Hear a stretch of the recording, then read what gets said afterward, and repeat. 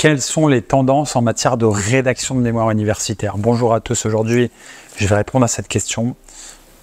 Étant une société spécialisée dans la rédaction académique, on est bien placé effectivement pour pouvoir relever certaines tendances, certaines évolutions depuis la dernière décennie notamment en matière de rédaction académique. Il y a des changements qui sont majeurs, qui interviennent au jour d'aujourd'hui, qui interviennent au niveau de la rédaction académique à proprement parler et au niveau, on va dire, des exigences des écoles en termes de rédaction. Donc effectivement, quelles sont ces grandes tendances que je vais vous présenter dans cette vidéo? Au jour d'aujourd'hui, il faut savoir que la digitalisation s'intensifie de plus en plus et que votre mémoire que vous rédigez devient ou a tendance de plus en plus à devenir une carte de visite que vous pouvez réutiliser à travers notamment une publication que vous pouvez réaliser. Quand vous rédigez un mémoire, votre mémoire peut être nominatif et vous pouvez le publier, ce qui va faire montre effectivement d'une connaissance dans ce domaine de compétences, d'une crédibilité accrue sur un sujet précis particulier. Ça montre chez vous effectivement une curiosité pour faire des recherches sur ce sujet-là, ça montre une appétence, du moins c'est l'interprétation par défaut que se fait un employeur, un partenaire, une personne qui effectivement est amenée à faire des recherches sur vous, dans l'hypothèse où vous publiez votre mémoire par exemple sur internet et qui sera rattachée à votre identité. Donc ça c'est la première chose. La deuxième chose, c'est que les recherches tendent à être de plus en plus internationalisées. On le voit dans bien des formations sur les différents mémoires que l'on traite lorsqu'on intervient en matière de rédaction de mémoire. Eh bien, c'est le fait que les sources aujourd'hui, elles ne sont pas limitées aux sources francophones. Bien évidemment, ça dépend de votre problématique. Si votre problématique est par essence limitée à une zone géographique particulière, à un pays particulier, ça sera différent. Si vous faites par exemple un mémoire en droit belge, forcément, parler du droit français n'aura pas grand intérêt. En revanche, quand on est sur une problématique de recherche qui n'est pas concernée par une limitation géographique, on voit de plus en plus des attentes académiques qui ne sont pas limitées géographiquement aux sources francophones, aux sources anglo-saxonnes, mais c'est plutôt le niveau de pertinence et de qualité des sources qui prime. Et il n'est pas rare de voir des mémoires qui sont des mémoires ou des thèses de doctorat qui utilisent des sources francophones ou francophones bien évidemment, mais des sources anglophones par exemple, anglo-saxonnes, si ces dernières apportent une valeur au niveau de l'analyse, au niveau de la problématique. Donc aujourd'hui, avec la mondialisation à laquelle on est confronté, on est aussi confronté à une mondialisation des connaissances. Aujourd'hui, une découverte qui est faite aux États-Unis, une heure après, toute la planète est informée. Donc aujourd'hui, quand vous faites des recherches sur Google Scholar, vous avez accès non seulement à des sources francophones, mais vous avez également accès à des sources anglo-saxonnes qui sont très bonnes. À partir du moment où elles apportent de la valeur à votre problématique, elles sont pertinentes, récentes et autres. D'accord? On a parfois certains clients qui ont on va dire certaines difficultés avec l'anglais, qui ont peur d'utiliser des sources anglo-saxonnes, mais n'ayez crainte. C'est pas parce que vous utilisez des sources anglo-saxonnes dans votre revue de littérature, par exemple, qu'on va vous demander d'être bilingue le jour de la soutenance. D'accord? Donc utiliser des sources anglo-saxonnes, c'est très bien, c'est dans l'air du temps. On est dans une globalisation des connaissances. Aujourd'hui, les frontières telles qu'elles pouvaient être à l'époque ne sont plus les mêmes. Aujourd'hui, la connaissance est universelle, elle est mondialisée. Troisième tendance majeure, bien évidemment, et je pense que vous qui effectivement écoutez cette vidéo en ce moment, vous devez attendre cette information. Ça concerne bien évidemment l'apparition, l'émergence de l'IA, donc de l'intelligence artificielle, on s'en est surtout rendu compte cette année, parce que c'est vraiment un phénomène émergent, ce n'était pas le cas avant, hein, c'est vraiment un phénomène très émergent. On s'en rend compte que cette année même, de nombreux étudiants sont tentés de l'utiliser. Puis après, ils se rendent compte finalement que ça ne va pas rédiger leur mémoire et ils viennent finalement nous voir pour la rédaction de leur mémoire. Maintenant, ChatGPT, on a fait des vidéos sur le sujet sur cette chaîne, je vous invite à les écouter. C'est très bien pour faire des recherches, pour, on va dire, déblayer un peu le terrain et avoir déjà certaines informations à travers l'analyse de l'intelligence artificielle, qui va sélectionner certains auteurs, certains concepts, certaines idées, certaines écoles, et va, on va dire, vous donner certaines pistes de réflexion. Maintenant, ChatGPT ne peut pas rédiger votre mémoire, parce que matériellement, foncièrement, il ne peut pas faire des enquêtes terrain, faire une partie empirique, parce que ChatGPT se base sur ce qu'il y a sur Internet, qu'il paraphrase à sa sauce, et qu'il vous fait ressortir sur la base de son intelligence artificielle. D'accord? Donc partie empirique, il ne peut pas.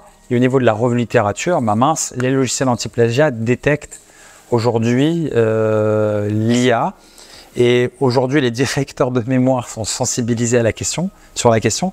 Et ce qu'ils font, c'est que, comme ils le font tous depuis maintenant 5, 6, 7 ans, les détections anti-plagiat sont systématiques au niveau des écoles. Donc, il y a Turnitin, il y a Original Urkund, il y a Compilatio. Donc ça, c'est pour les logiciels les plus utilisés au niveau des universités, des écoles françaises. Et ils passent systématiquement le mémoire dans la moulinette, donc dans la vérification anti-plagiat. Donc, comment ça fonctionne typiquement? Le directeur de mémoire intègre votre mémoire, ou plusieurs mémoires, puis ça mouline, ça travaille une quinzaine, vingtaine, trentaine de minutes, ça fait ressortir un taux de similitude. Et ce taux de similitude, maintenant, il intègre aussi l'IA, donc le chat GPT.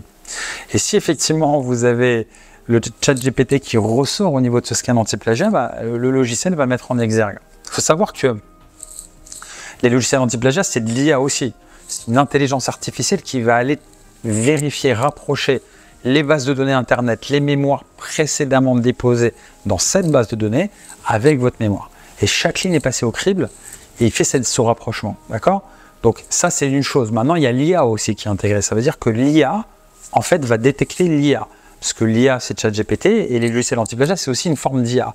Donc aujourd'hui, on a des robots, des IA qui essayent une IA qui va piéger, qui va détecter l'autre IA. Donc, surtout, n'utilisez pas ChatGPT pour rédiger votre mémoire parce que vous risquez de vous faire pincer. Et si vous vous faites pincer, bah, je copie-colle ChatGPT. Qui est l'auteur du mémoire? C'est ChatGPT. Donc, qu'est-ce que j'ai fait? J'ai plagié ChatGPT. Quels sont les risques du plagiat? Ça va jusqu'à l'exclusion de l'école. Donc, ne vous laissez pas aller à cette tentation, à ce raccourci qui peut vous coûter très très cher. ChatGPT, c'est très bien pour les recherches, pas pour la rédaction. Mais effectivement, c'est une tendance aujourd'hui parce que vous l'utilisez dans votre quotidien probablement pour certaines questions, certaines recherches en concurrence des moteurs de recherche, mais c'est utilisé aussi au niveau académique. Il y a certains articles dans la presse notamment qui ont été publiés faisant état de ChatGPT qui a rédigé un article scientifique. Oui, ChatGPT va faire une micro-revue de littérature qui sera détectée par une autre IA. ChatGPT va pas faire d'enquête terrain, d'accord? Parce que ChatGPT n'a pas accès au terrain. Il faudrait que ChatGPT puisse aller faire des observations sur le terrain. Il ne le peut pas. Maintenant, oui, c'est utilisé en matière de recherche, d'analyse, notamment pour la revue de littérature de votre mémoire. Et ça, c'est une évolution absolument révolutionnaire, puisque qui aurait pensé il y a encore quelques années qu'un robot pouvait rédiger avec une forme de cohérence? Parce qu'il faut le dire, ChatGPT, c'est quand même très cohérent dans sa manière de rédiger. Mais ce qu'attend le jury, c'est une analyse personnelle, une analyse, on va dire, d'un être humain, d'accord? Que ce soit vous, que ce soit un rédacteur, mais d'un être humain, d'accord? Une analyse humaine, et ça se voit, ça se ressent. Quand vous parlez avec un robot et vous parlez avec un être humain, vous allez relever quelques différences, d'accord? C'est pas la même chose. Donc ChatGPT, effectivement, c'est la troisième tendance, la troisième évolution majeure. Quatrième évolution majeure, quatrième tendance majeure, c'est la systématisation des logiciels anti-plagiat. Et ces logiciels anti-plagiat, ils ont des équipes de recherche et développement qui travaillent constamment pour améliorer l'efficacité de ces logiciels, qui sont de plus en plus perfectionnés. Ça veut dire que ces logiciels, ils sont aujourd'hui capables de faire énormément de choses.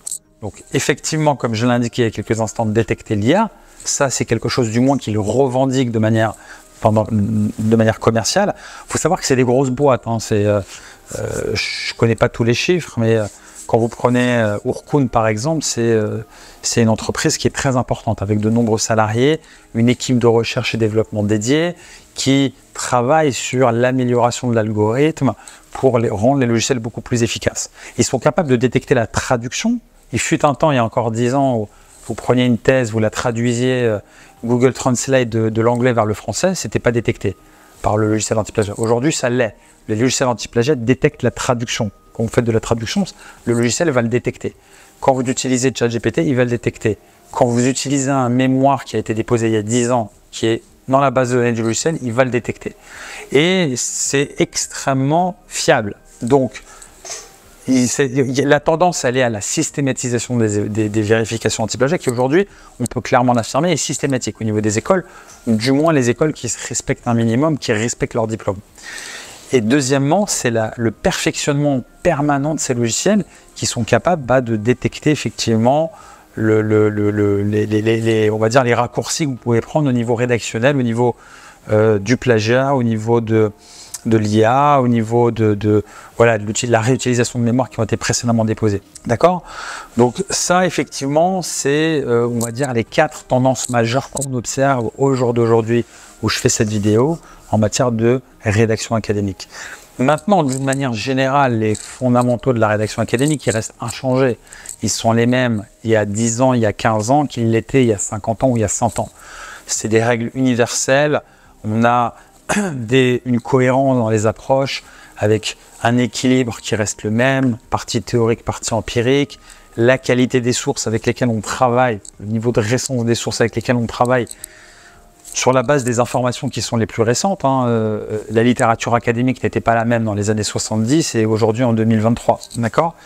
La qualité de l'analyse, de la rédaction, les échanges avec le tuteur, tout ça, c'est des choses qui restent inchangées, qui restent immuables dans le temps. Donc les fondamentaux, eux, n'évoluent pas. Maintenant, les outils qui sont utilisés à la fois pour rédiger, à la fois pour vérifier, à la fois pour faire nos recherches, la globalisation des références bibliographiques et tous ces outils, tous ces éléments-là sont effectivement des changements qu'on observe au niveau rédactionnel et c'est des tendances qui sont très clairement observées. Voilà, j'espère que cette vidéo aura été intéressante, qu'elle vous aura apporté quelques informations intéressantes si vous envisagez effectivement de rédiger votre mémoire ou si vous êtes déjà en train de rédiger votre mémoire. Et je vous souhaite bon courage et réussite pour votre mémoire.